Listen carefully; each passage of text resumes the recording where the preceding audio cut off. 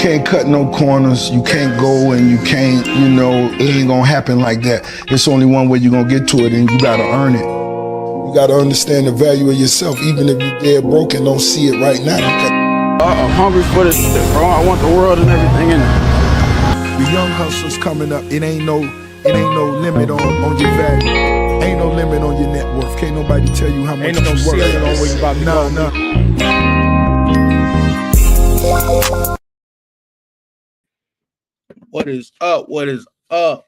Long Way family, Long Way Media, Long Way Podcast. We here. This is the first official episode on this channel.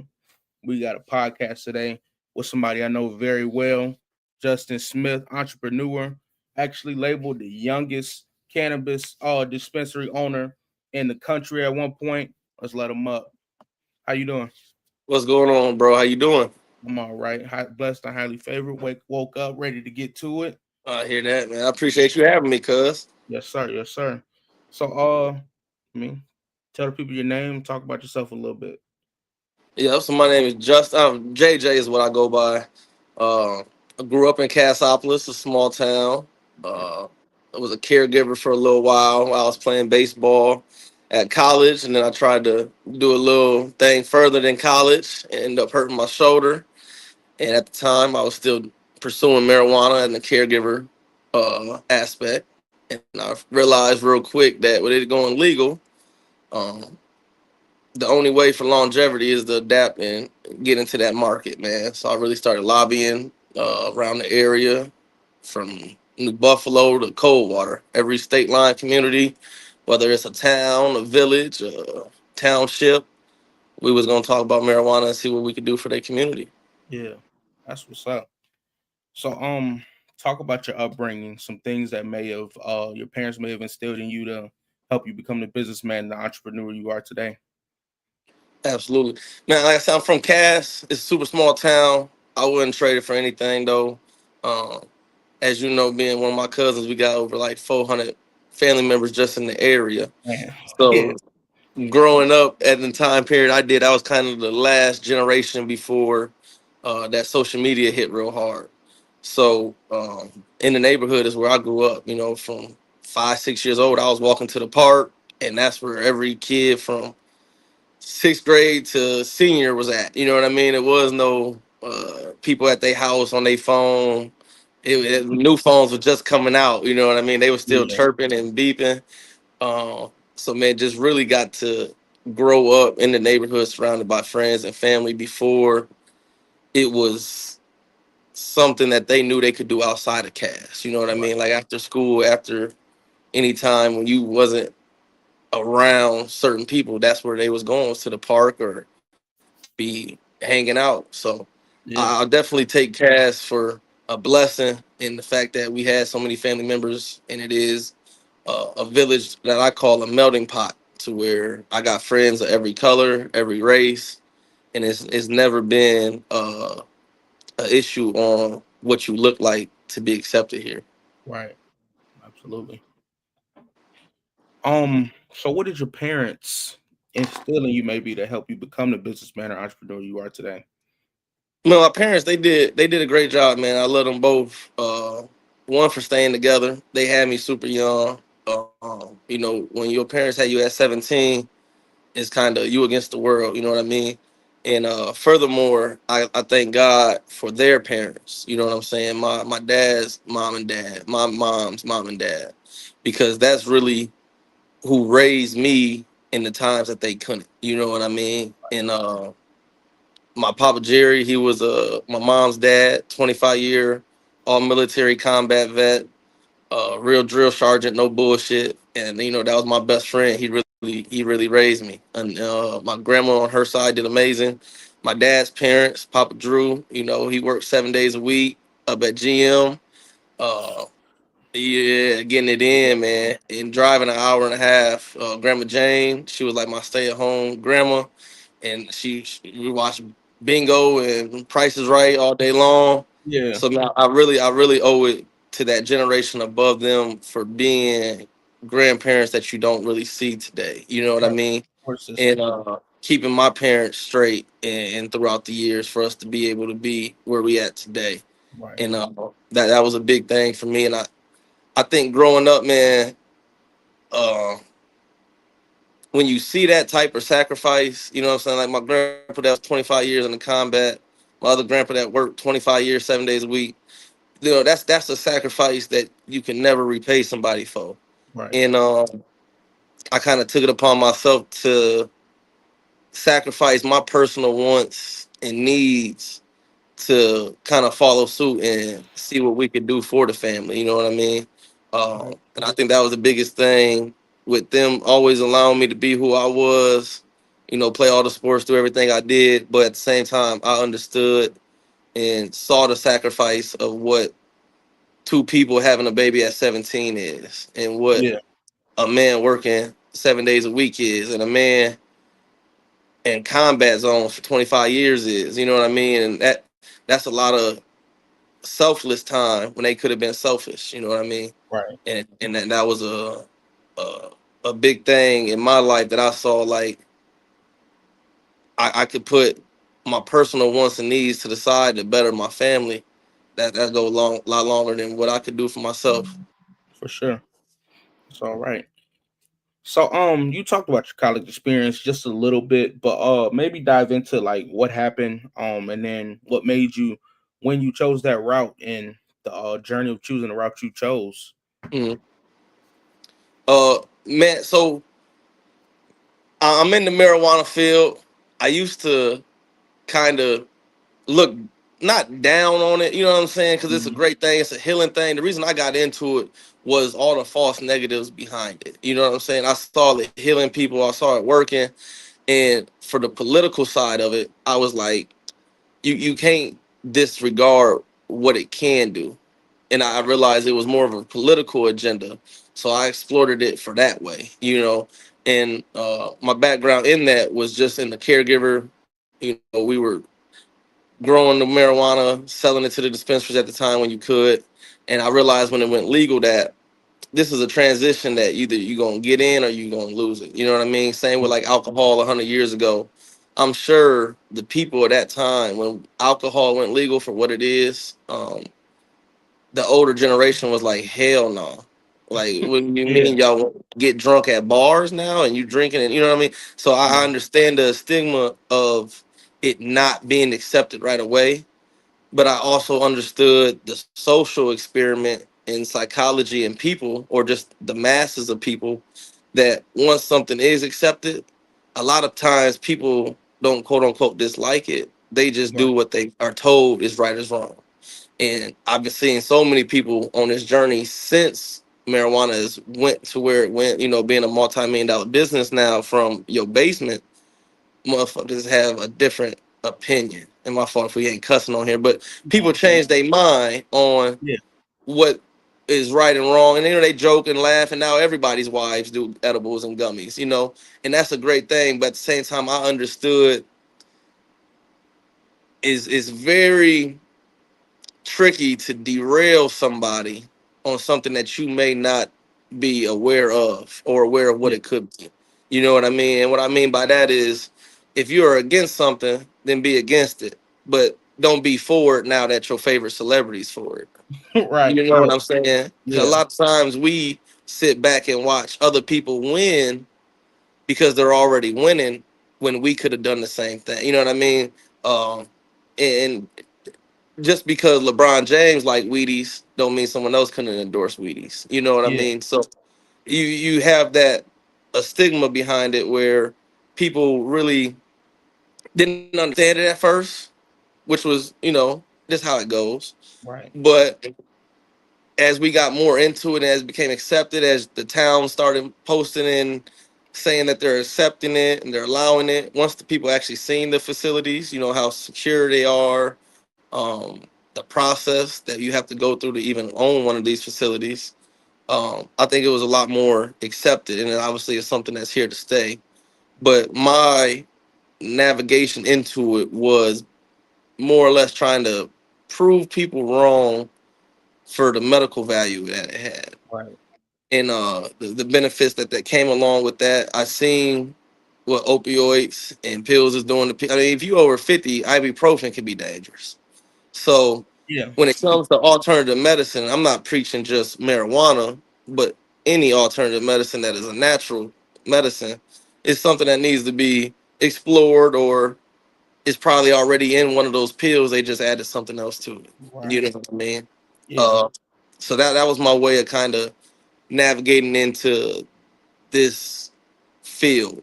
And I Okay. used to kind of think like, for where we come from, it was either play ball or rap, or you know what I'm saying. For so many times, for Yeah. minorities, there's not a clear cut way to quote unquote making it out. And Right. in doing this business, I felt like I could run $1 million toilet paper company. It didn't Yeah. have to be marijuana. And at first, I used to struggle with like, damn, I didn't I went legit for being a drug dealer. You know what I'm saying? And that's Yeah. how they review it. So it was like I want to go back and give to the kids and show them a different way. But the way I made it ain't gonna be a way for them to make it in the future, because it's already gonna be a industry that's kind of set itself. Established. You Yeah. know what I mean? Where we got in on Right. the ground level, Yeah. and I knew my mind and what I could do wasn't limited by the business I'm in. And I Right. think that I've been able to show that throughout the years that if it's business, if it's a good opportunity, we got the mind to do it. It's just I'm doing marijuana right now. Right. That's what's up.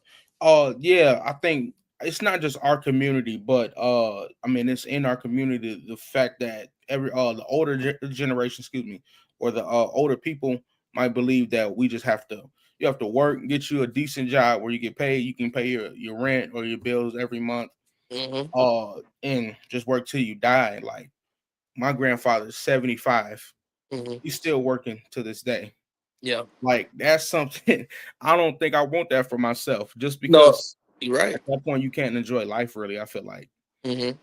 No, you're absolutely right, bro. And that was a big thing for me too. That I remember growing up and getting out of high school, and grandma was like, shit, boy, you go work at McDonald's, and every 6 months, there's people over there that's been there 15, 20 years, bless their heart, and they getting that 50 cent raise every 6 months. So they making good money. You yeah, know what I'm saying? But I think in this area, what I had to realize was that is still amazing advice. And that's someone that loves you, that wants you to do better for yourself. for But I sure. believe they never experienced or was able to see what the possibility of doing what we're doing now was. So Right. it was never wrong advice to get a job and do the right thing to pay your Oh, bills, because they knew life was coming and they knew what life was. It's right. hard. You know what I mean. So get ahead of it.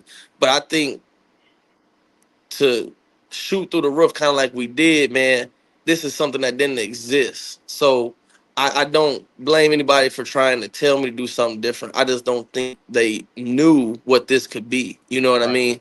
And in doing this, it has me looking now like I understand how easy it is to just go get a job, bro, and look up 15 years later and be like, Yeah. damn, I really, you know what I'm saying? I really didn't been here. So I think the most important part, especially for the younger generation, bro, is 18 to 25 is everything. Yeah. And they derail so many people trying to get a starter job or do some bullshit in college. Like when you take that next step, bro, know what you want to do and pursue it in a fashion that this is my shot. Right. Because you know what I mean? At 30, 40, it's never too late, but it's gonna be a much harder task. And it's also gonna be a much harder view. If I was doing this at 40 and was married or had kids, or what I'm saying, they'd be like, damn, Jada, you gotta, what I'm saying, you can't pursue certain things in a way that I know I was comfortable Right. by myself as a single man, to not have the liability of, dang, I gotta pay this house, I gotta pay this car, I gotta get these kids to, you know what I'm saying? Because those responsibilities hit hard, and that's money that you need in your pocket right now. For So sure. I think the biggest thing I did was sit back and be like, man, the route I'm taking is not gonna be overnight, as much as we want it to be. And I really had to just discipline myself to say, man, the the wife and kids route is not something I can do right now. Not that I don't want it personally, Right. but for my family, it just wasn't the right thing if I'm trying to do what I'm trying to do for them. And For sure. that was a big thing for me. And I never lost any friends or family along the way due to ill will. I think we just fell out over misunderstanding. You know what I'm saying? Yeah, Because to try and do something of this magnitude, man, and it ain't never been done, and you trying to do it not only for yourself but for the generations above you and the generations after. Um, man, it's a certain discipline and sacrifice that a lot of people don't understand. You know what I mean? And not that they don't understand that they don't have the capability, but from the outside looking in, if you don't have this conversation with me, you'll never know. You know what I right. mean? So it's something I'm trying to do for everybody. You know what I mean? Yeah, 100%. And you said something, not to like overcast, but when you said know what you want to do, like after you graduate or whatever, that's big. Some people are Yeah. pressured into going to college just to say they went to college, or taking some classes just to take some classes, or getting a job. I mean, I got a job. I didn't know what I wanted to do.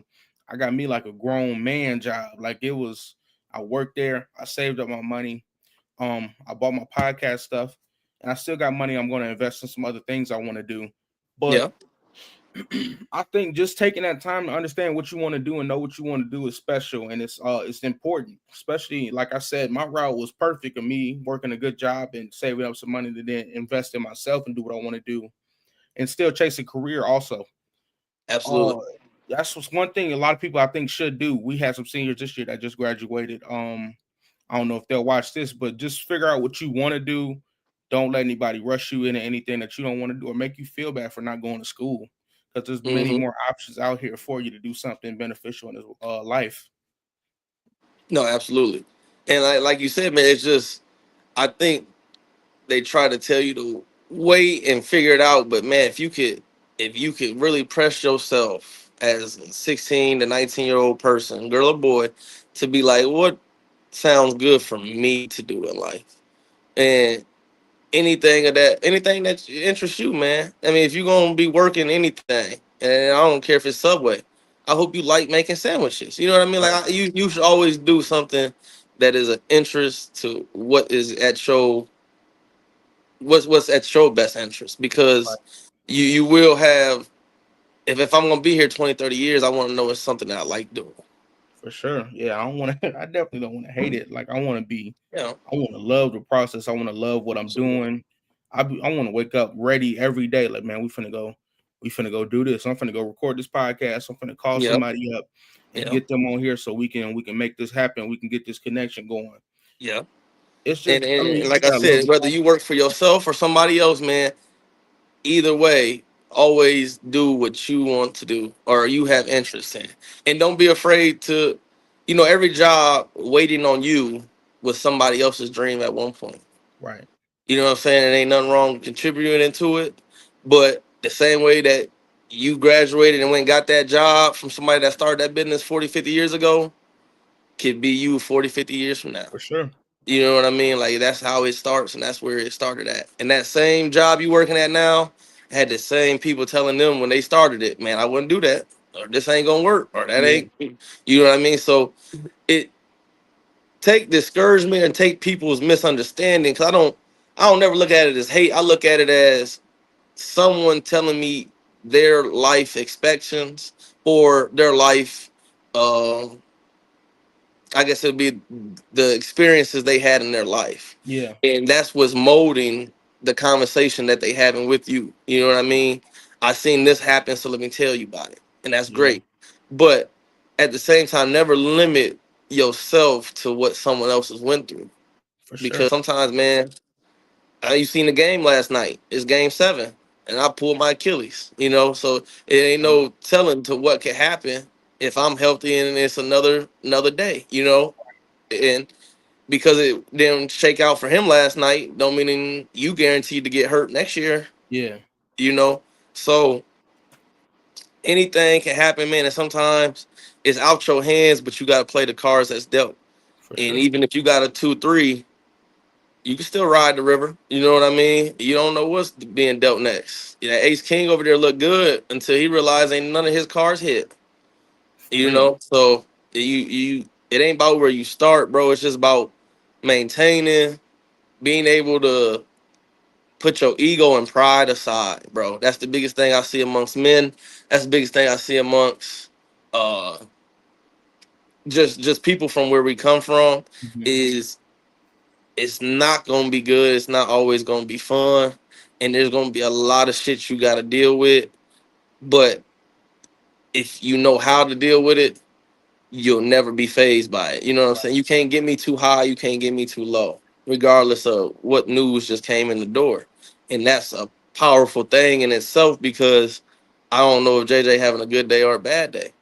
And Right. in doing so, he brought the same energy every time. And there's a lot of grace in doing that, man, because I see so many times where certain people are about to get something that they wanted forever, or they're so close to being on the right track, but Jimmy didn't threw them off their way, or Yeah.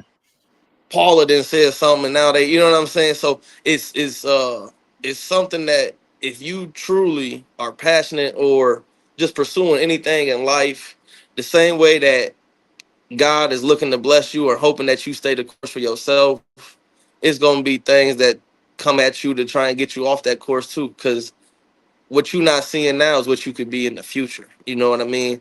And I laugh all the time. Like, now people start to know who I am and when I go out and stuff. But even before, and even 10 years from now, Snoop Dogg at one time was driving through McDonald's, getting food, and nobody Yeah. knew who he was. Yeah. You know what I'm That's a saying? fact. Drake, Yeah. Lil Wayne, you take your favorite celebrity. LeBron James at 15 was just going to the local McDonald's. Yeah. He been famous since 18, but at some point in life, somebody looked at me like, or them like, oh, who is this or what is that? And A regular so person. Yeah. you don't know what is coming for you unless you foresee it yourself. You know what I mean? Because everybody wants to do something of that nature, whether it be pro ball, owning your own business, anything of that nature. And the thing that separates you from the 8 billion people that would raise their hand for the same opportunity is we only got 400 spots in the NBA. We only Right. got so many spots for this, profession. And that's what's going to weed you out to how bad you really want it, and how are you going to apply yourself when you get it. You know what I mean?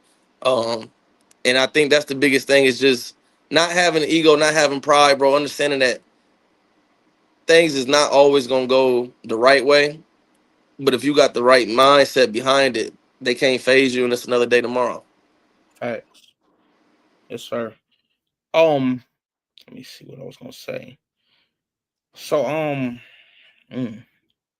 what would you tell someone that's looking to get into the same profession that you're in the cannabis industry? What would you tell them at the that are the same age as you when you started?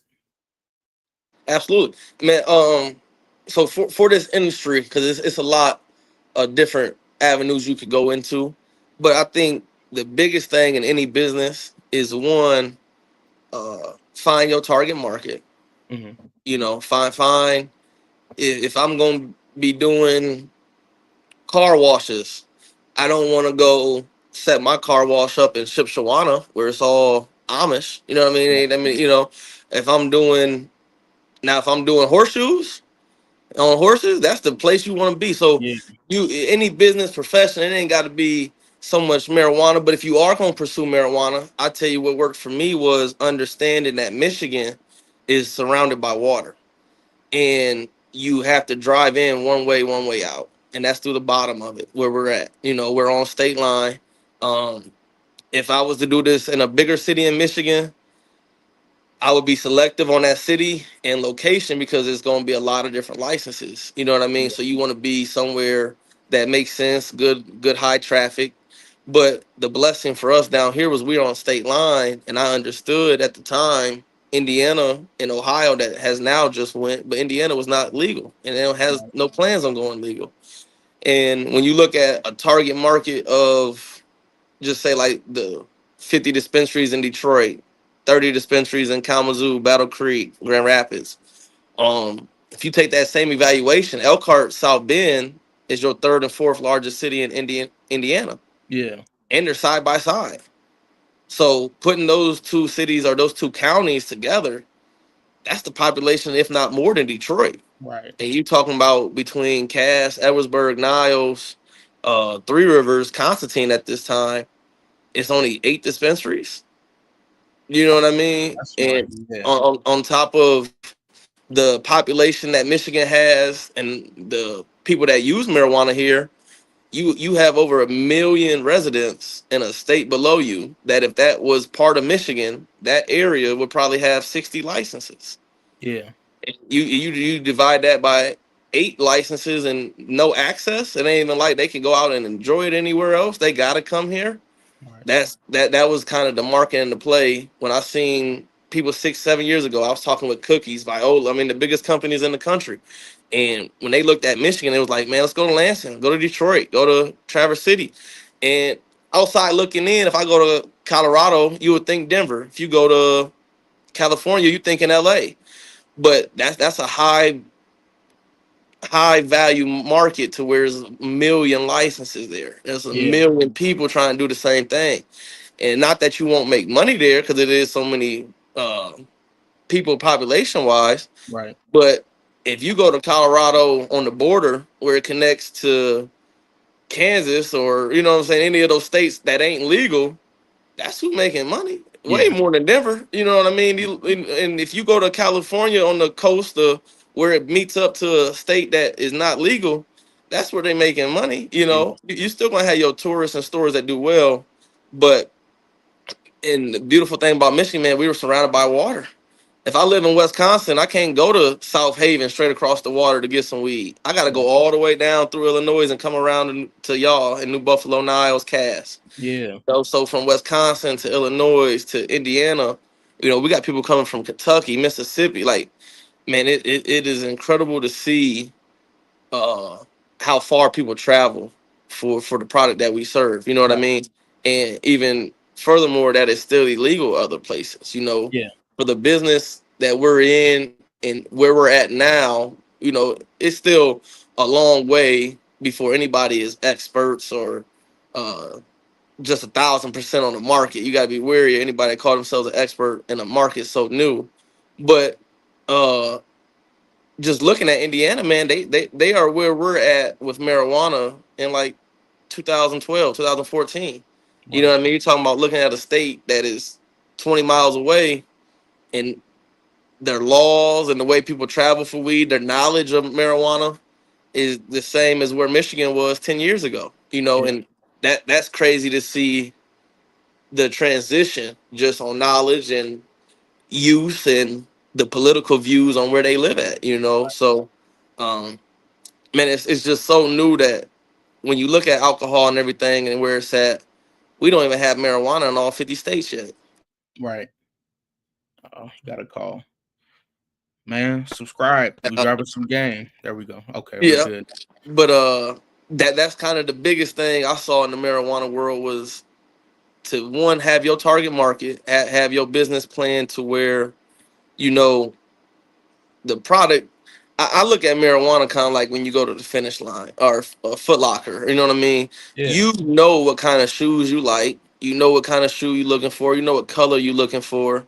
Um, and it's a lot the same with marijuana. You know what I'm saying? When Yeah. people come in, they have a idea of what they like, what they're looking for. And if they don't, then you still my video out? I can no, I can still see you. Okay, good. Yeah. Uh, so we basically do deli style. I don't like the pre-pack. You know, I want you to come in, open each jar, and you tell me what you like off of smell or off of look. Okay. And from there, I could guide you through what you're looking for as far as indica, sativa. You want to be up, you want to be down. You know, and then you have the people that are really looking for certain usage out of it. Like, is this going to make me sleep at night? So, you know, the sleep gummies have been real popular amongst people that don't like to smoke or smell like it. Right. Far as smelling like it, vapes took over because it has no smell but gets you the same, you know, high right now Yeah. without, you know. So the market itself is still we're learning stuff, man. We're moving forward, but as far as trying to show up and sell you a vacuum that you may or may not need, it's not really the business we in. We're more in the business of people coming in looking for something that they want, or that they need for this use or that use.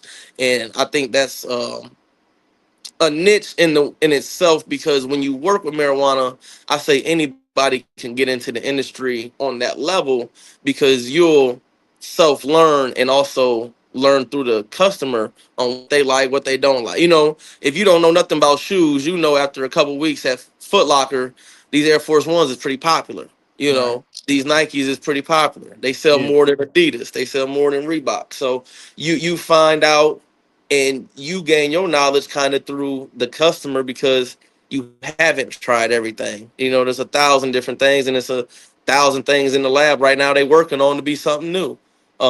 So you just go off of what you like, what you've been smoking, and if you're a fan of the Skittles and they crossed it to gelato, try it out. They crossed it and you don't like that one, okay, well try this one that they crossed to the Sherb. Oh, you're a fan. Right. So people are starting to find out they flavor profiles and their smoke flavors that they like. You know what I mean? So they realize 10, 15 years ago, people were just happy to have some weed. Yeah. Now it's, oh, I don't like that. I like this one. I like, You got options. uh, you got options, and there's Right. so many options. When I think back to like 2010, 2012, I'm gonna go off 2014 when I graduated. Gorilla Glue, Sour Diesel, New York Diesel. Don't If you had those before the runts came out, that's all you had for months on months on months. That's all you was even Right. looking for. So the fact that people go in dispensaries now and have 40 different options is like, man, dog. We was just happy to get. You was only looking for one strand and one strand only. Like Right. people didn't know to expand their horizons to see what do I like and don't like. And Yeah. we're definitely getting to that stage of you have so many selections. It's almost like when you go to a restaurant or a bar where you can almost do a flight or do a sample of different things, as long as you know kind of what you're looking for. Right. Okay. Yeah, I mean that was a heck of an answer, man. I mean it does benefit when your audience or your the people you sell to have the options. I think that's one thing. A Yes, lot of people like options. They like to be able to choose. Ooh, I can get this one. I can get this one. Okay. It just like I like options when it comes to things. I mean, I think absolutely. would you say like just even putting yourself in the mind of a buyer somewhat Yep. benefits you because you just think about like what would I want? Would I want it like this? Yeah. Yeah. No, Okay. absolutely. That's what I thought. No, that is Um the way to do it, man. And like you say, everybody's different. So I think the nose, man. You know, and like in clothes and shoes, off a look what you like. right. But in the marijuana world, because everything people made marijuana look good when they grew it in basements. You know what I Yeah. mean? Whether it was just a basement with a light or it was a basement that was framed out to be an actual grow room, Right. marijuana could be pretty. And now when you enhance that to this level where every grow in the state is a minimum of $1 million to multi-million-dollar facility, marijuana is gonna look good. You know what I No mean? doubt. And everything. If I got 1,000 puppies in here getting well taken care of and well fed, all of them fat and look good. Yeah. Who got that championship blood though? Who Right. got that? And that's Yeah. what you're finding with these genetics is, yeah, everything in here look good, but who is Michael Jordan? And the Right. cool thing about marijuana, unlike like dogs or anything like that, is LeBron could have 10 kids. Only one might make the NBA. Yeah. But in the plant world, when I find LeBron or Michael, I could take a clone. I'm guaranteeing this is gonna be him That's gonna every be time. me. And that's the beautiful thing about it. And that's where it's kind of like finding gold in its own way, man. Because when you got your own cut, there's people that could take this plant and breed them. You know what I mean? I Right. can give you a black person and a white person, and they'll have a mixed baby. But is it gonna be Miss America? Is it gonna be, Yeah. So that's the difference on, yeah, you got the same lineage as me, you got the same background as me, or the same even bloodline as me, Right. but is it the one of one that can produce? And when you find it, that's the clone that you keep forever. And a Right. lot of times, uh these big $1 million corporations, man, a lot of them, that don't even smoke weed, and weed's been something that's been illegal their whole business life. You know, you're talking about real businessmen that didn't really look to get into the marijuana atmosphere because it was frowned upon until it was a business inquiry versus a personal choice. And the Yeah. biggest problem I see in the marijuana industry worldwide is because it's $1 million ball club, it's all millionaires in it. You're asking people, it'd be like asking you who don't drink alcohol, what's your favorite alcohol? Or is that look good? Well, I mean, everything look good. Right. I went and bought these seeds from Amsterdam. They're supposed to be the best thing ever, you know. But if you don't consume it yourself, you don't know. You Yeah. know, and to these same people, because you know, a lot of times they are more in the alcohol communities. I can't give you pop off vodka and tell you that's Tito's, and it's Yeah. both vodka. So now they start to understand, like, okay, it's a difference in quality, even though it's the same exact thing. It's a difference in how I wake up tomorrow, even though it's the same exact thing. And I think that's the kind of the reasoning I give them is if you don't know your product, you just assuming it's good. You know what I mean? You just it does look good inside that $1 million facility, but are you growing some stuff that is high in demand like runts? Are you growing something like apples and bananas that nobody really care about? Right. And you know, that be the downfall to a lot of the bigger ones that don't have the knowledge and don't really have the interest outside of just making money off of it Yeah. to go in depth on the customer's experience. And that's the biggest thing that is gonna make you money is the customer's experience. You know, if the customer like these shoes, that's what's selling. I can't just say Right. I make good shoes and here's $1 million facility and I hope they sell. And that's what a lot of businesses are running into is why my weed ain't selling. It's the same thing as everybody shit look like that. Yeah. Everybody smokes similar to that, you know? So um I think it's only gonna weed itself out further to perfecting your craft as people consumer wise broaden their uh knowledge and also flavor profile. You know, we got so many people over 50 that come in, and I understand it because I know where we was at 10 years ago. They don't care what they get. They just need some weed to get high. You know, don't Yeah. the flavor, the look, and no, just give me something. You know, Right. and the younger generation is the one that's treating it more like a craft. Like that ain't even taste good, or that you know. And so many times people will still buy weed and roll it in a backwood or roll it in a blunt to where you're not even tasting it, or you getting that false high off of that nicotine. So you don't really know what you like yet. And I think joints, man, or just that natural flavor is taking off to where people are now like, damn, that when I pass something around, they like that was the best flavor I didn't have. Like, you know, they understand like weed ain't just weed. This is something that I smoke my shit sometimes like Gatorade because it just tastes good. You know, Yeah. it just you know, and if you like to smoke or indulge in that way, that's where it's gonna get to. It's gonna get to where people ain't just smoking to smoke outside the medical aspect. They're Right. smoking because when I took a shot of whiskey, that was rough. But when I mixed it with Coke, it tasted good. Yeah. Or when I mixed the vodka with lemonade, it tastes way better than taking that straight shot. Right.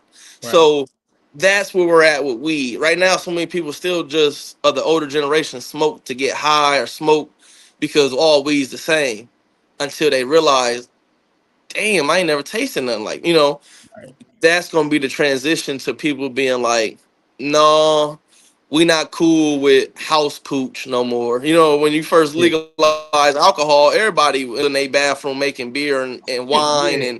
and vodka and brandy. You know, who ain't making it? So you got to think about those days just 100 years ago. It was 100, 1920, I think, is when Michigan allowed liquor and sales and just Wow. doing something of that nature. And within those 100 years, look at how many brands and people then perfected that craft. To now, I can't give you no bootleg pooch or no bootleg beer. You be like, what the fuck is this? You know, like that don't even taste good. But back in the day, I'm just trying to get drunk. I don't care about the taste, you know? Right. So that's where we are at with marijuana right now. Outside of people that use it for the medicine value, the people that are using it for the just recreational side of it is they're starting to understand it's not just smoking smoke. This shit could taste good. It look, and that's where it's gonna be getting people into. I like vodka lemonade. I don't like shots no more. Yeah, So got you, got you. Um, so what are some methods you and your team use for exposure, promotion, and just even fighting your way in the market? Because I mean, yeah, there's different businesses around you that do the same thing. So what are some things you may do to separate yourself and also make sure you exceed better than others in the market? absolutely. Man, one thing I like to do is at the end of the day, no matter if you selling it or LeBron James is selling it, orange is orange. You know what I Yeah, mean? And in the name of the game that we're in right now, uh, coming from more of a like a underground or like if market, people for the beginning of time want the best marijuana they can get for the best price. right. Just because you put it in a cool bag and want to charge $15 more, that ain't worth my time. You know what I Yeah, mean? And the biggest issue right now that I saw was people either got really good weed and they put it in a bag to sell it for $1,000 more than what they should, or they got really trash weed and they're just pushing it at a volume to get it out the door. right. And on the corporation side, I think the biggest thing from us was we didn't look at it as an investment like a lot of these businesses did. So when you look at it as an investment, if I give you $10 and you telling me you can make 100 out of it, well, I want 100. But if Right. you come back and tell me, man, if we only make 70, we could sell 10 times more. A lot of them don't understand that. They want that 100. I Yeah. was cool with taking that 70, 10 times more, Right. and that was the difference that separated us in the volume game and in the word of mouth, because when people go somewhere and have a good time, they say the expression is good dope sell itself, but I ain't gonna call it dope. I'm gonna say a good experience sells itself. If I Yeah. go to this club or this bar or anywhere, restaurant, and it's really good service, really good food, I'm gonna help them promote more than they could ever help me promote, because I'm telling everybody I know, if you ain't tried it, you need to go Right. do that. And I know word of mouth is huge, and at the same time, outside of a billboard or a text message to your phone, because we stay up to date with all of our customers and send them alerts. I understood that me seeing an advertisement on YouTube or on the side of the road would never go as far as my homie calling me and saying, "Hey man, you tried this out yet? You need to try it out." Right. you know and that was my biggest market, was making the customer have a good experience, giving the customer something for their first time, giving them something if they bring back a first timer, or referral process, because everything is good until your homie says it's good, and then Right. it's good because you understand that y'all got a similar like in certain things. I probably hang out with people that like the same football team as me. You know what I'm Yeah. saying, or things of that nature. So you have certain things in common, even if you don't like all the same things. Got another call.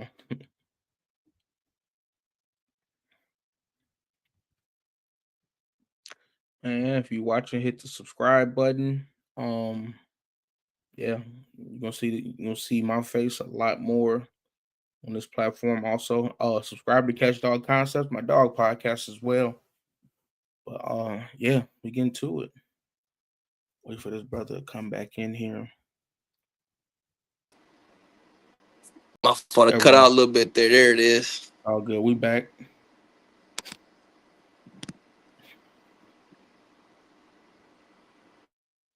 Oh, can you hear me now, man? Yeah, I can Actually, hear you. Yeah, it you ain't let good. me Yep. hear you no more. Can you, let me see. That ain't good. I might have to kick you back out just for a second. Let me see. Fault. Can you hear me Is now? it going out? I can't hear you though. I'm trying to figure Dang. out why that is. Let me see. What about now? Yeah, just let him go back out and then come back in. Um, yeah, like I said though, man, subscribe, dropping game. Yeah, we're trying to get this information out here. Let people know different avenues, etc. All right, he back, I think. Yeah, we back Yeah. in it. Okay, cool. So we Now, was what was talking your about last question? marketing. We was talking about marketing. Yep. So man, I really like the word of mouth marketing. I like I like the text message. I like being in people's, what I'm saying, in their everyday life versus trying Right, to find it on the side of the road or think that someone's gonna see that billboard and come check it out. You're on your phone and you're hanging out with other individuals way more than what that marketing could do for you, I believe. Um, Outside of that, like I said, just having the best price for every product that you can goes a long way. And I understood that if I look at my monthly sales, and yeah, we sell a lot of gummies, but it's only 5% of the monthly sales because people are buying weed at 85 to 90% of all transactions. right. I'll drop the gummies down to $1, $2. Come into the store, it's a price you can't beat. But now that you came here for some milk, you gonna buy the chips and cookies too at Walmart. You ain't gonna go Yeah, to Meijer for the better deal. Like, you're already here. right, So I'll sacrifice something that is like, damn, that's a crazy deal. But it's only 5% of my monthly sales. Like, it's not making, not that it's not making money, because it is, but it's not something I'm missing if I could sell 90% more weed to people when they hit the dough. And even at the weed level, I'll take and have $1 less on the gram, $1 less on the ounce. And I think just through having these connections and being in the industry and being hands on, man, I'm getting so many better deals than these corporate companies. You know what I mean? I got real right. homies in here that's growing weed that we get pounds sometimes $400 to $500 cheaper than the next man. Dang. So I know he can't. I know if he's carrying the same product or someone of that statute, price wise, he's not making the same money as me. So uh, that's a big way in being hands on with your distributors, being hands on with anything in any business. If I'm selling tires, I probably want to have a good relationship with Goodyear because I don't Right, want Goodyear giving them somebody else cheaper. And that's the relationships that you got to build in the time and effort you got to put into a business where a lot of people just treat it like an investment. yeah, If they look online and they say it's 900 a pound, 1,500 a pound, get 10 of them. yeah. I'm a call. Let me come visit. Let me come put my nose on. Let me see what y'all got. Got another call. Oh man. It's one thing. I didn't even think about this. Call being on the podcast with businessmen, they're gonna be getting calls all day. That's one thing I didn't think about. I have those phone on D&D. Man, how y'all like the visuals? I know ain't nobody really commented or nothing like that, but yeah, what y'all think about the visuals? Y'all think the visuals going crazy on there, man? Brother, Or but yeah, I'm back again. okay. Could you try throwing your phone on D&D just until we get Yeah, done? let's see Okay, how bet. that. Let me go. I'm a little illiterate with it. Walk me through how I go on D&D, bro. Is it the Uh, settings? so yeah, you slide like you got an iPhone. Oh, Slide slide it down. down. Yep. Yeah. And then it should be like a button, like a longer uh rectangle that asks you to use focus. I think it says focus on it. Then you press do not Okay. disturb. Let me see something here. I know we can figure this out real quick. And if not, I think you can just say, "Hey Siri, turn on do not disturb." Yeah. Let me do that. Hey Siri. Uh, I'll try it out. Hopefully that works, man. Okay, cool. All right. Let me see. Let me see where we was at. We were still talking about marketing. Absolutely. I think, like I said before, man, word of mouth was the biggest thing for me, Mhm. and then just understanding what the customer is looking for. Right. I don't carry 100 different brands. I carry what sells. I carry what brands I feel like are actually moving. or have like better flavor profile, better, I don't want people to waste their time or have a bad experience, because Right. a lot of products are something that they're either trying for the first time or they're going outside their comfort zone. Yeah. You got somebody that always smokes this strand. I don't want to have you try this strand just for the hell of it. I want you to try this because I think this is actually going to be something that expands your horizon versus me just trying to push something on you. You know what I mean? Right. Because that bad experience or that bad product when you pay for it is like, man, you know what I mean? So Yeah. that's a big thing. If I come here every day for rib tips and you telling me you got some good chicken, man, it better be some good chicken. You know Right. what I mean? So Yeah. Okay. So what is the process like if you do know of growing cannabis? Can you give us just a little bit of it? You don't gotta fully dive into it. no, man, I'll be honest. Growing cannabis on that side is a everyday job, and Yeah. I tip my hat to our growing cast. I tip my hat to every grow in the state because that head grower and that little team that they got assembled at any facility. I mean, it's 7 days a week. That grow don't care if it's Christmas, Thanksgiving. Like it don't care if the sky don't have a sun tomorrow. Yeah. You know what I mean? It's something that you don't get a day off. So Right. that crew is a powerful crew at every level. Real tedious. You start from the process of a seed or a clone, Right. and you talking about something that's 6 to 8 inches that you gotta now either grow into a mother or grow and take more clones off to trans transplant it from its starting pot to the next pot.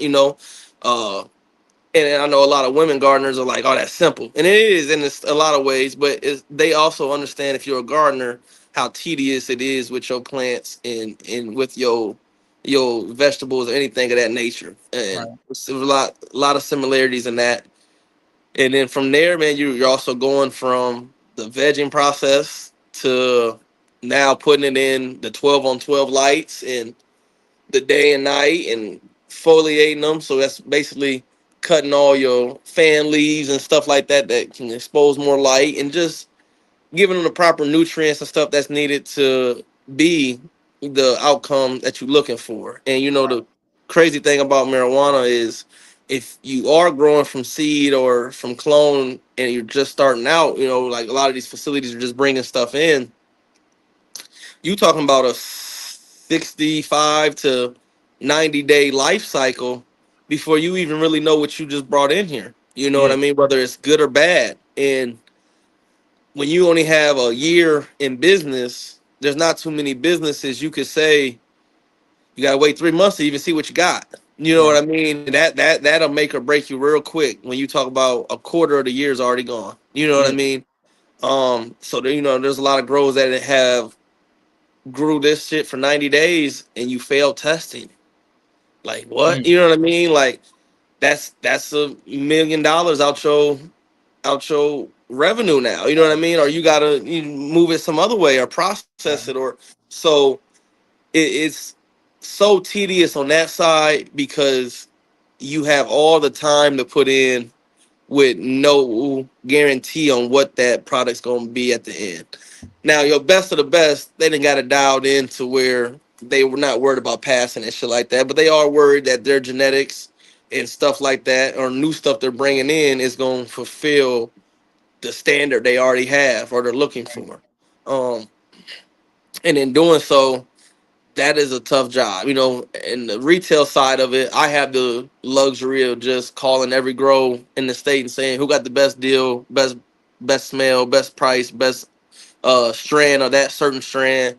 And if you got it right now and it's ready, send it to me. I get to sell it. It's not no process of damn, we sitting on 100 pounds, we can't move because it didn't, so on the growth side of things, you got to be dialed in, you got to be tedious, you got to have a hell of a team. That's not something that you could shortcut with, you know what I mean? Because you don't have the luxury of, oh, we'll get it right tomorrow. No, if it don't work today, you got 90 more days. So you talking about I missed my first 3 months, and the next 3 months, I'm halfway through the year, and I'm hoping not to. I don't even know if I corrected the problem yet for some of Right. these people, you know. And Lord forbid you are outside grow like Vandalia right now. You Yeah. know, when you drive the Three Rivers, that's 2 years that one field's been sitting there without a plant in it, but got Wow. all that black fencing. You know, and they trying it this year, but it ain't like inside where I get 4 5 attempts at it. You know, I get one time, and if Yeah. we mess up, you gotta wait till next year. That is Dang. that's a big headache to be like. You know, you talk about waiting 12 months to try again is that ain't good. Yeah, that's a long Especially if time. you ain't fix, yeah, especially if you ain't fixed the problem. And Right. man, for a lot of people on the business of going under and shit like that, if I'm an investor and the way they made this business was you had to be basically a millionaire to even get into it. A Yeah. lot of these people are looking at it as a business, not something that they're passionate about. Right. So if I gave you $500,000 and you was gonna give me 750,000, but it messed up and it's no more, you talking about doing it again next year? Yeah. I'm not waiting. I'm pulling out. I want my Right. 500,000 back. And now that company's in, you know, so you have a lot Right. of turnover in that aspect because you have people buying their shares out or selling their shares or selling other people's shares to make the money for Jeff who wants to leave, you know, or Jeff selling his portion of the business to some random guy and they're gonna try it all over again. But to a lot of these people, this is for the capital it required and for the background history you had to have to get into this because I am one of the ones. You know what I mean? Like there's not a lot of people like me in the industry at all. They're all $1 million gentlemen. And Yeah. when you look at it like that, this isn't something they're passionate about. They're 50-year-old men that have successful businesses. If this ain't successful, then I'll just get out and go do real estate. I'll get out, Right. go do, you know, like they play the stocks to where I could put 20,000 on this or you know 100,000. So it's not something they're looking to move to Michigan, or if they happen to live in Michigan, it's not something they're looking to come be hands on deck. Like what's going on, how we fix it. It's Yeah. more it didn't pan out. Let me get my investment back best I can, and I'll go do it elsewhere. So, um, with the market being so new, I think it's just a lot of people that are gonna get out too soon or Mhm. have bad luck with it. And in the next 3 to 5 years, maybe even 10 years, will be like when it goes the more public, the more stock value, the more everything they're kind of looking for. But I think they just got in too soon. Right. Okay. Um. So you're an event brand builder for the Go, Yep. correct? Yep. So what is the process like of organizing events? What are some methods you use that could be beneficial to others when it comes to building up a brand? And how Yep. important is it to have a brand that is recognizable or professional? Absolutely. So, man, we started throwing events. I mean, honestly, me and PJ did it my sophomore year in high school, and it started as a local talent show. We realized that the kids ain't really had nothing going on. It was homecoming for football. And you know, every homecoming around here is either the same week or within 2 weeks of each other. Right. So it played in well. And what we did was, man, I had friends from DeWaljack, Niles, South Bend, Elkhart, I mean, everywhere, St. Joe, whoever was a rapper, any type of talent, or at the end of the day, it was a party for everybody. Right. But during homecoming, and hell, we did it my sophomore, junior, and senior year. We just charged $5 at the door. I think our very first one had like over 800 kids show up. I mean, we had friends from South Bend pulling up in taxis. You know, it was crazy to see. And in doing so, we just understood. He understood being older that he had the $250 up front to rent the venue out. You know, we started at the first one that was at the fairgrounds. Then we did the VFW twice. Um, it was just something simple that, man, if you give people a good time, they'll show up. Yeah. And we understood in this area it's not a lot of stuff for us to do without going to Chicago, Detroit, sometimes South Bend, Elkhart. So outside of the high school thing, when we got back into it on this marijuana side, our first show for marijuana was right when we went recreational in 2019. and we did it out here in Jones at the Speedway, and same kind of concept. We didn't sell any marijuana, but you could come, and the same way you bring a cooler, you're behind this fence that's 100 yards off the street. It's all fenced in, and you're out the view of the public. If y'all brought a cooler to drink beer, y'all could bring some weed and smoke your weed. You know what I mean? Yeah. And we did that with a gentleman that threw the Hash Bash Cup over in Ann Arbor. They've been doing it, man. The one gentleman, John Sinclair, has passed away now, but he's the reason why Ann Arbor or the University of Michigan does the Hash Bash, and that's what we did our Wow. very first show on the marijuana side with, just to kind of pay homage to the ones that came before us, you know. And then after that, we brought out Afro Man, the guy that makes Because I Got High and Coke 45. Yeah. So we understood that if we bring a concert or just a good time, people will show up just to smoke weed and have a good time, you know, and we Yeah. made money at the gate.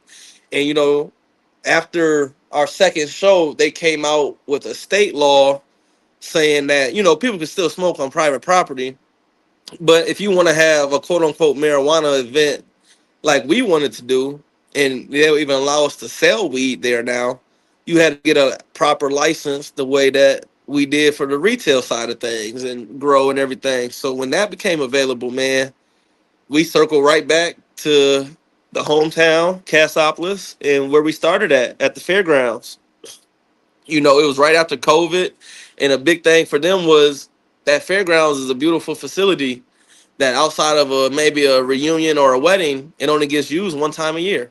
You know, you have the fair for 1 week, and that's 51 weeks it's sitting. So we offered them to basically pay them a portion of the proceeds of whatever we make. And we wanted to bring celebrities in here and obtain that license to sell marijuana at the fairgrounds. Yeah. And just started lobbying the town, going to meetings at the fair. And like I said, man, just being from Cass and having the village that we do, it was accepted. You know, it was something that they saw the idea. They liked that. Obviously, we're from here, and it's something that could put money in their pockets for a beautiful venue that ain't being utilized. You know, in our first year, we did. You know, we brought the owner of Cookies out. We brought Cheech and Chong, Redman. It was fun, and just to see these type of celebrities in Cassopolis, bro, like well, it's never been done in this area, you know, and I even Yeah. saw in Elkhart. You have to go to Chicago, Detroit.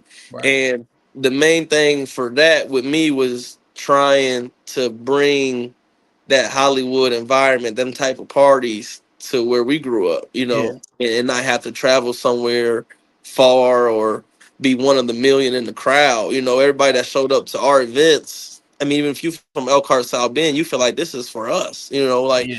this is our backyard, you know, and this is where we from.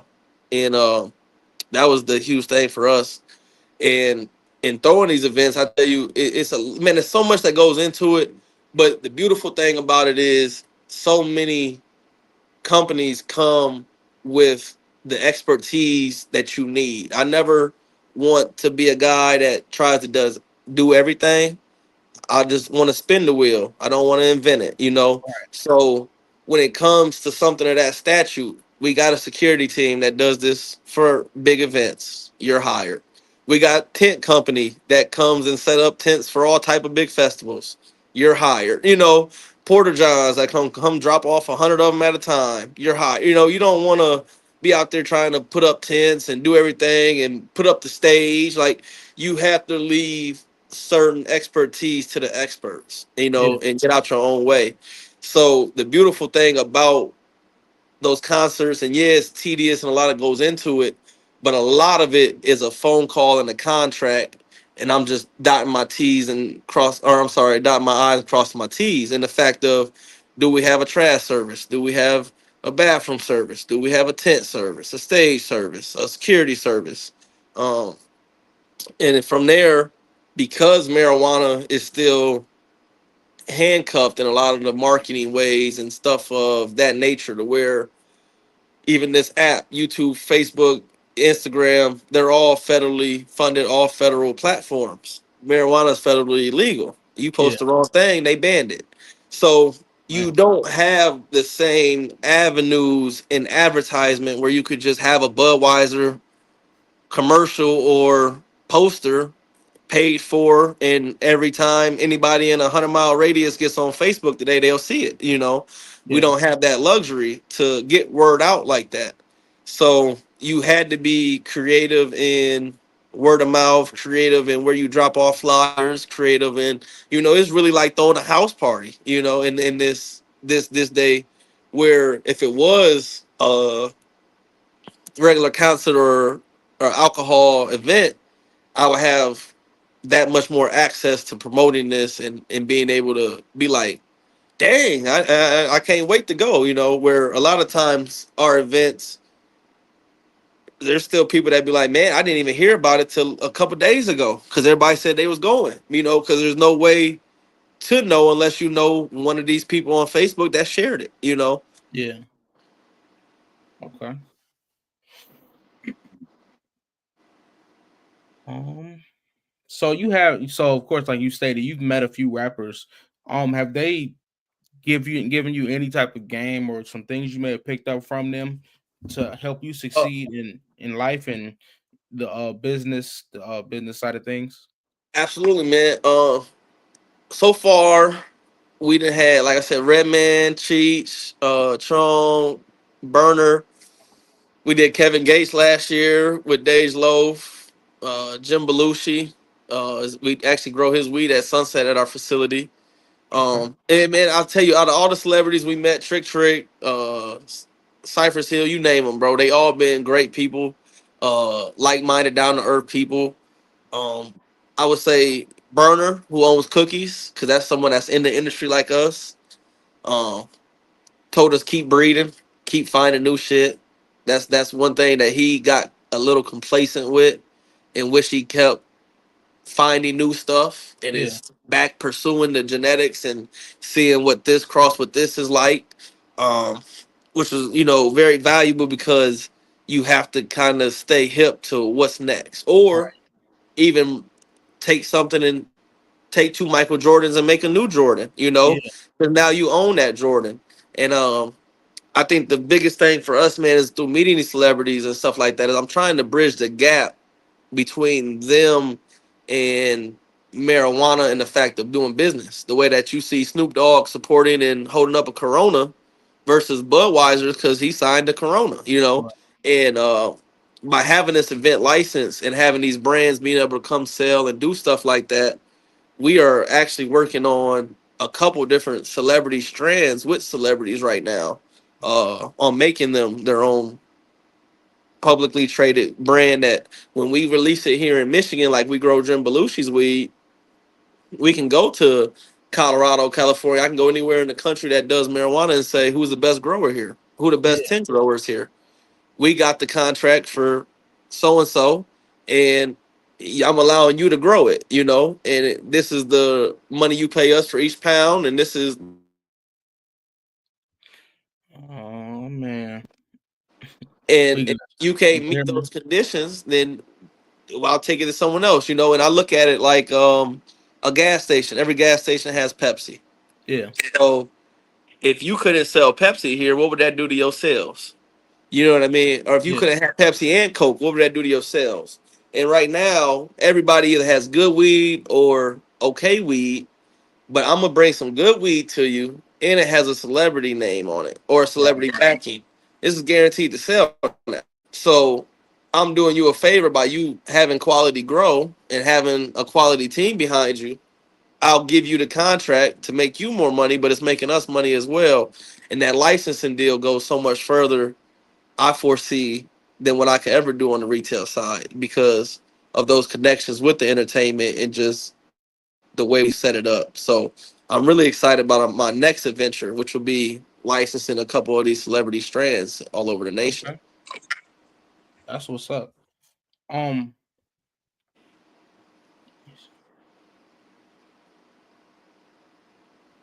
mm, Let me see. I just lost my questions. Let's see. How important are connections? Man, I'll tell you what, networking and connections is more important than I believe than anything else you could do. You know, Yeah, I know a lot of smart people. Even the smartest person in the room, though, can handcuff himself to being the smartest person in the room rather than just talking to the guy next to him. right. You know what I mean? And that guy next to him might not have been as smart as you, but might have had an uncle, cousin, maybe even him or a grandpa that had the key to everything you wanted to do. And Yeah, not to say that you can't do it yourself and you won't do it yourself, but understand that as long as you're not compromising yourself or the integrity of what you're doing, there's nothing wrong with networking and like I said, spinning the wheel versus trying to recreate it. You know what I mean? I see so many people like for instance, your last couple questions. If I tried all day to figure out what would be the best way to just to be an event coordinator or the best way just to be a media marketing manager, I would miss the opportunity of something else because I'm so focused on just this thing that I can't even see outside of my peripheral of what's going on around me. right. And that's the biggest thing of you don't have to have a 4.0 in every subject to still be a well-rounded you know what I mean, Yeah, and you can pick up what interests you about certain hobbies or certain traits later and perfect that craft. But if it's a full circle on five different things what you're trying to shoot for, I don't never want to skyrocket in just one direction. I always want my circle to be pretty even as my growth. for sure. um, let me see. Let me see. Let me see. Let me see. So when it comes to having different, I don't want to call it hustles, but different, let's say streams of income, how Absolutely. important is that? What are some things you can do once you obtain those different streams of income? I haven't hit my incomes haven't hit yet, but I'm working towards that and I'm getting real close to it. Absolutely. And man, I'll be honest, for a couple of the businesses that we have, bro, our income hasn't hit yet. And you know that I think that's the biggest thing when I talk about that sacrifice and discipline Right, is that you have to be able to ride it out for the long run or the long ride for what it is that you're actually into or getting into, even like a pro ball player. I got drafted last night, that money ain't hit yet. You know what I mean? yeah, Like, and a lot of times, even on the Sunset Coast and everything like that, when we sign the deal, when we become that, yeah, it looks like you making all the money in the nation, but at the same time, that business ain't paid back the debt we put into it yet to be right, making. You know what I'm saying? So you have to understand. I think a lot of people get discouraged or they get in their own way with their ego or pride to say, "I just signed this big deal. I need to make six figures. I need to make 1 million. I need to make." And not that it's not coming, but or do you love it enough? Do you understand the process of what you're doing enough to know that million or whatever you're looking for may not come until 3 5 years later? yeah, You know what I mean? And are you able to stay consistent enough to pursue it that long, or find you a side hustle or a side thing to do to sustain yourself until that comes? You know what I mean? right, Because there's all different ways, man. Especially like I said, not being in this industry or not being a millionaire beforehand is a lot of ways where you could try and get strong armed out of a company. You know what I'm yeah, saying? It ain't gonna be no money for 2 years. I know he need a little money now. See if he'll take 10% of what he owed just to get out the way now. You know what I mean? So yeah, like you really gotta ride out every obstacle that comes with this. You know what I mean? yeah, And I always use Sunset Coast as the example because it was a great facility. It was a great thing. It was in the hometown. The one thing about Sunset Coast, though, is I mean, that's a business we put a lot of money into for the fact that it has the grow, the processing, everything in that nature. right, So the money that is made there, although it may look really well and look good, it was a big investment that had to be paid back first before anybody made a dollar, you know. Right. And it seems like it's been a long time, but hell, we opened Sunset Coast July of 2021. We were one of the first licenses of that first year of licensing, and we're not even in July of 2025. You know what Right. I mean? Like this is gonna be 4 years. Yeah. And any business, first day of business class, you know, first 5 years is lost. First five, you're hoping to make your money back or get profitable after five Right. years. You know what I mean? And in a business of this statute, a lot of times people feel like, damn, they got the million right now. You Yeah. know, but it. And yes, sometimes you do, sometimes you don't, depending on what you sold, what stock you got left, what you know what I mean, what you did for your deal. But at the same time, if you're paying back debt first, like any business that's putting in, you gotta, you know, that's a lot of money you got to put into a facility that big. You know what I mean? Right. For sure. Um.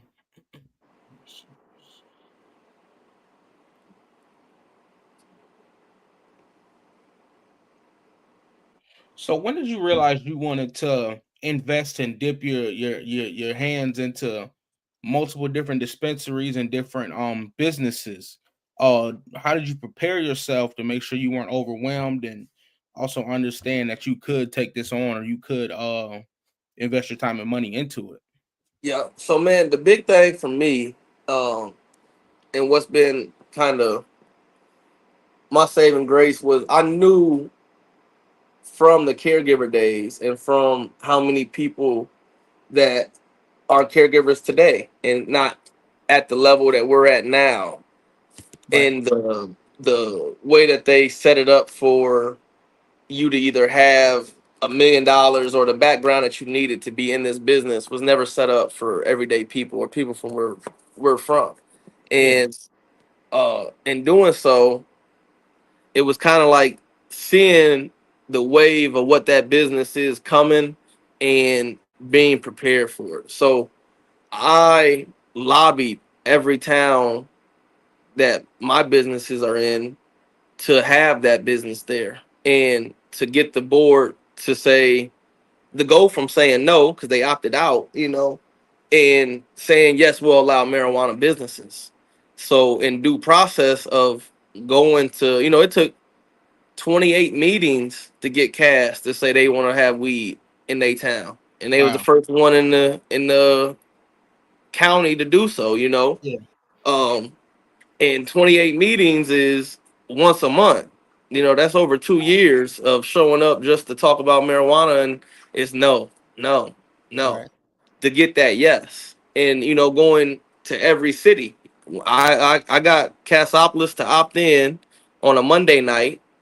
The very next night, Eversberg, who had always been no, but just was entertaining it, they said Cassopolis went. They asked the county chairman. They said, yeah, they opted in without even having an ordinance because they weren't going to let all of Granger South Bend pass through their town and make money if Cass was going to do it. They just Right. needed someone else to do it first.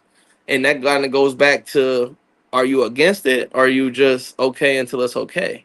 Yeah. And that's kind of what their approach was. But every town we ever went to was us on the ground level. Let us get this opted in. And in doing so, I went and did a deal or made a contract for what I felt was going to be the best location in that city. Right. And once I locked up the property and then got the town to opt in, I was fortunate enough to just have the burden of coming up with the financials.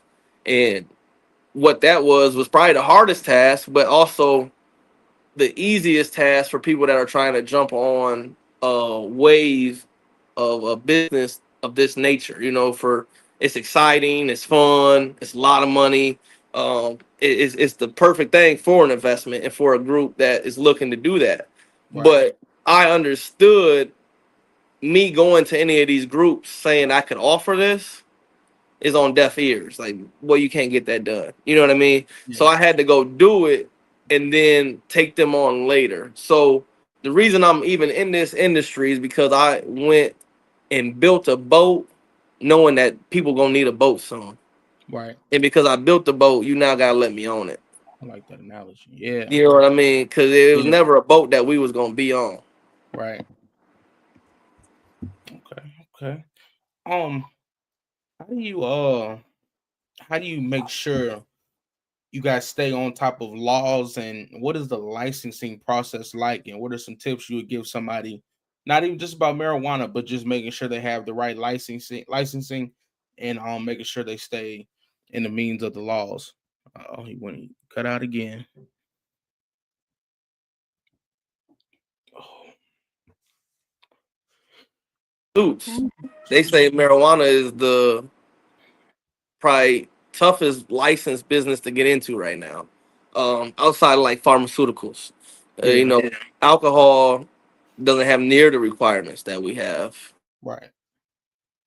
Cut out again. Um, I guess you would say like the standard requirements of what we go through.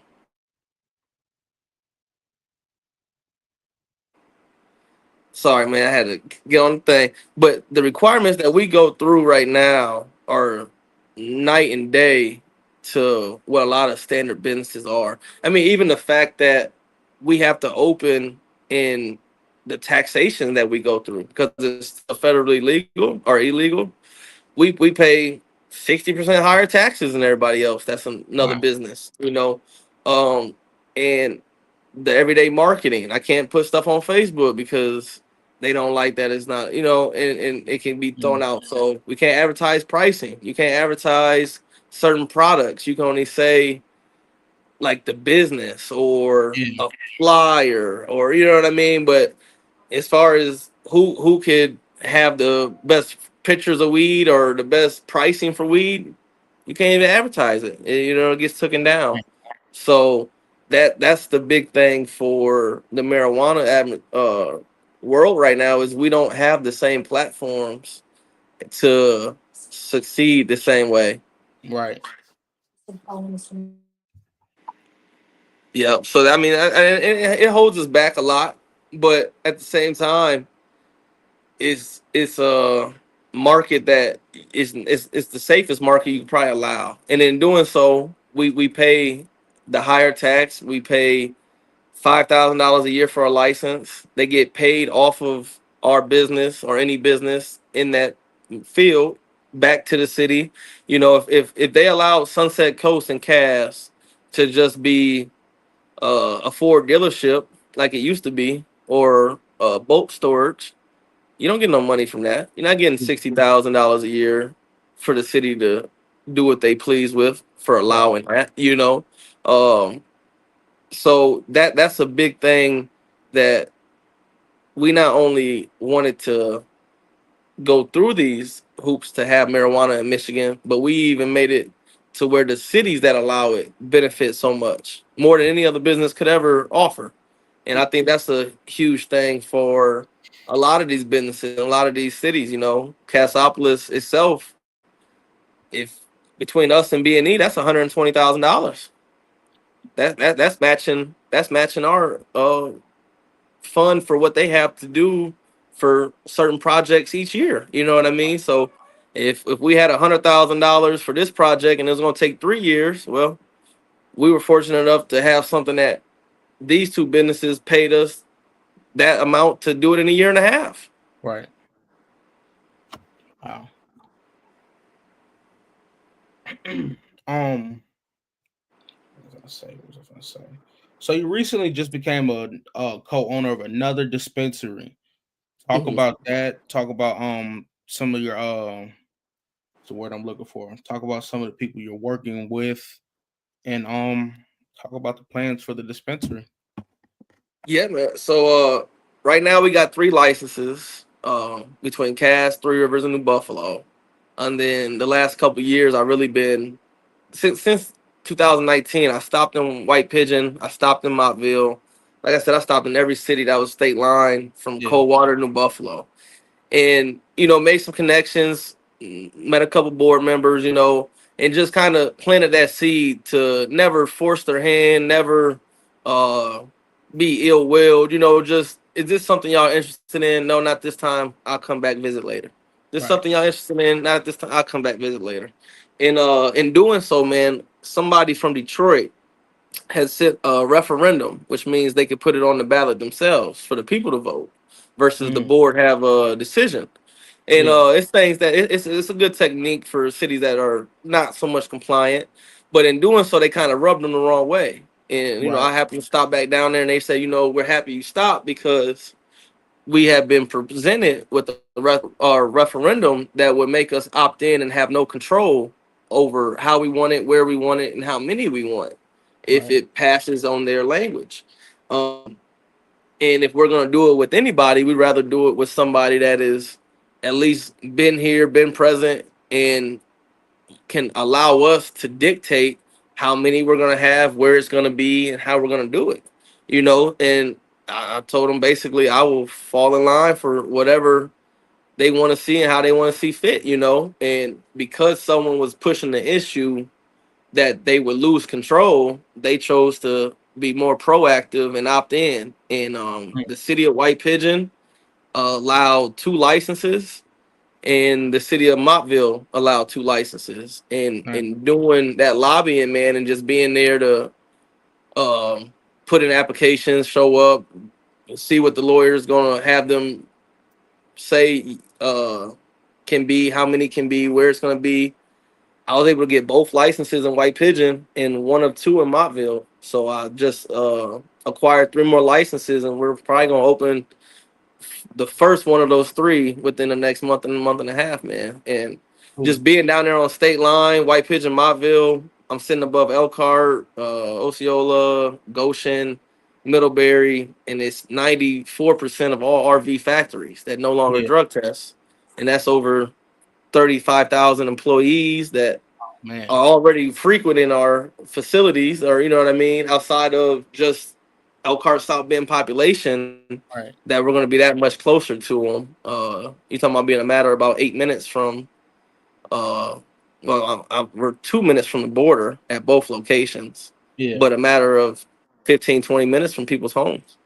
Oh, so that's a hot spot. That's you. You set up nice It's right going to be the there. new hotspot. Yeah, Yeah. these are my new babies. Wow. Yeah, that's amazing.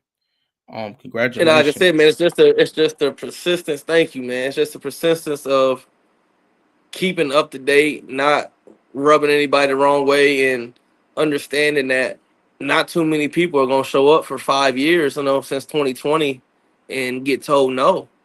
Right. You know what I mean? And in doing so, these are public meetings. They're advertised publicly. They're in the newspaper.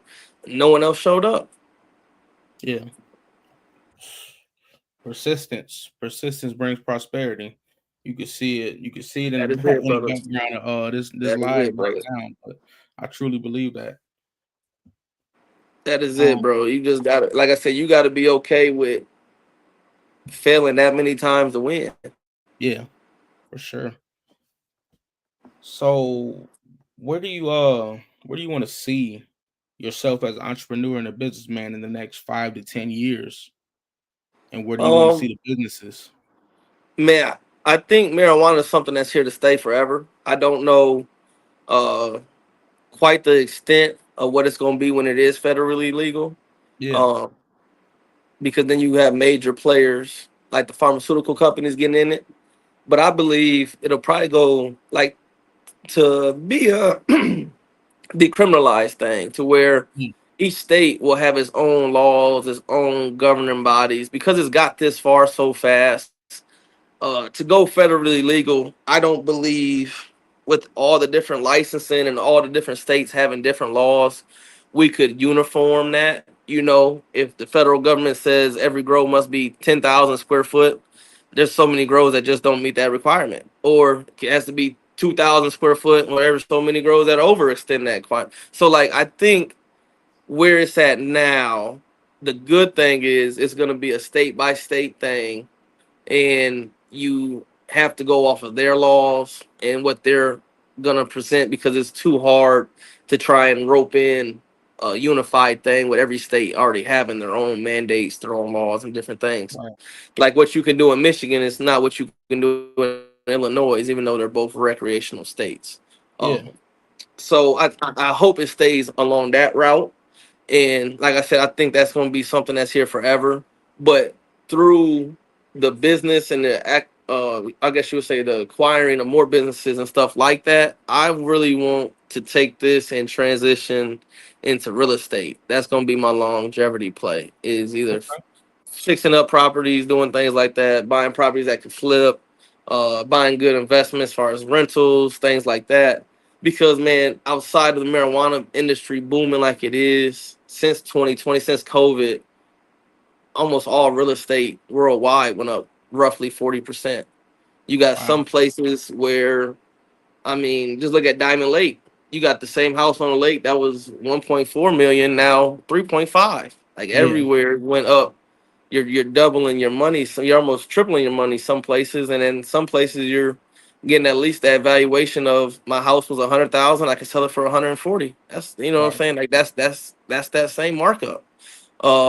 And then a lot of times these people have been here so long that granddad and them or grandma and them got their house for $30,000 and they're selling for Yeah. 200.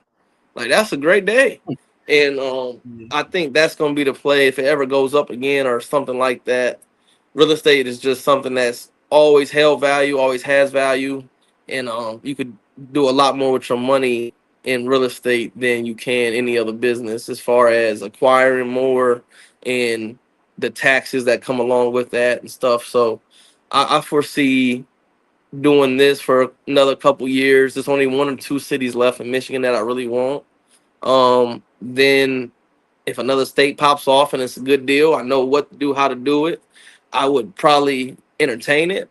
But outside of that, man, I think real estate is the next longevity play for me. Gotcha. Okay. Shoot, this is my last question. I'm gonna let you go. What are some tips or some game you got for me on my journey of trying to become a entrepreneur in this world? Man, don't ever, like I said, to don't ever be discouraged with feeling like you ain't getting the results that you want right now, even though you know in your mind how easy those results is right now. Right. That was my biggest thing. With like, all you gotta do is say yeah to allow weed, and we're gonna pay y'all. Just two businesses gonna pay y'all 120,000 a year. You know what I mean? Like, why would you deny that outside of you not personally liking it? And I understand that you personally might not like it, but as a person of the board, you're supposed to do what's best for the community.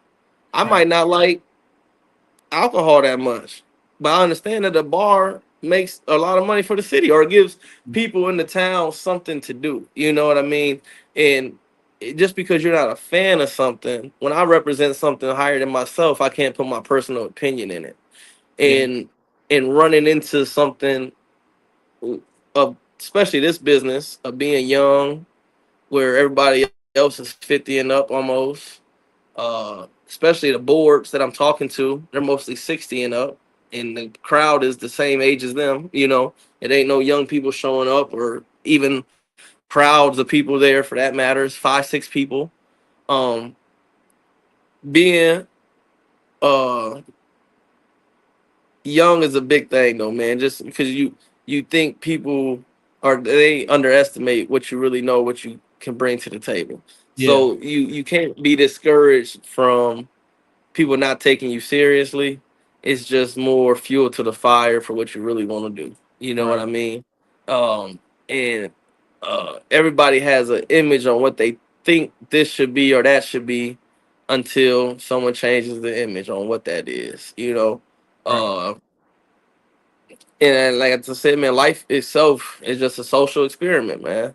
It's the same way that uh, they'll walk past a homeless person and won't give them a dollar, but won't let Tom Brady pay for his coffee in front of him either. You know Yeah. what I mean? And so what's the difference between Tom Brady and that man on the corner? Your Right. perception on how you feel about him. Yeah. So, because the reality is no difference. And once you understand that, you can use it to your advantage because I understood. Are you telling me no, or are you telling the idea no? And then it goes a long way because a lot of times you'll realize they don't like the idea of you doing it. They like the Yeah. idea of him doing it. So you just got to be persistent and stay on your mission, because if you're doing the right thing or you're doing something that you know is going to be successful or in your best interest, it might not come tomorrow, but it will come at some time. It's going to present itself. You know what I'm saying? Man, well, like I said, I appreciate you. This was a great episode. Great first episode. Good luck on your journey of being a businessman you are. I mean, you already doing big things and making a great name for yourself. I might have to invest with you at one point. You already know, man. I got Yeah, you, cuz. for But no, bro, sure. I greatly appreciate you having me. And this, like I said, this is a dope concept that you're doing right now, and Thank you. keep doing your thing on all multiple platforms. And like you say, you still hustling on the side, so you got your job and everything else. That's beautiful, bro. Yeah, thank you. Yeah, I'm gonna let you go, and then I'm gonna do my little outro. All right, brother, man. Thank you for Peace. having me. Yep, for sure. All right, y'all. This was the first episode of Long Way Podcast on Long Way Media. Subscribe today. Whoever popped in and watched for however long, I appreciate you. We only gonna grow more and more, and be on the lookout for us this Sunday with Donald Morgan, uh, financial literacy person, business investor, um, platform builder for multiple celebrities, businesses. It's gonna be a lot of game that comes with that episode as well. So if you enjoyed this, like, subscribe, share the whole nine. Yeah, that's it. Thank y'all.